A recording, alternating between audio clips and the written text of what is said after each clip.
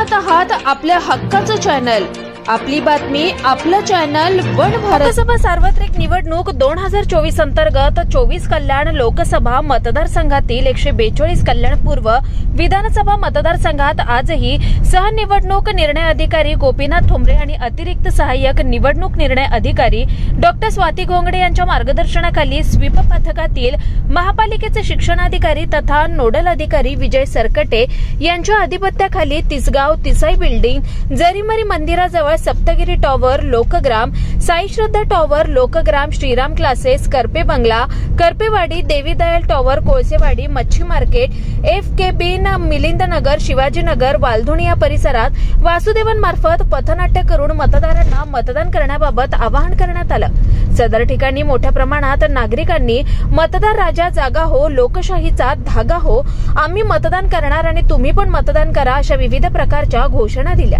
या ठिकाणी मोठ्या प्रमाणात लाऊड स्पीकरद्वारे मतदान जनजागृतीपर गीत वाजवून मतदान करण्याबाबतचा संदेश प्रसारित करण्यात आला।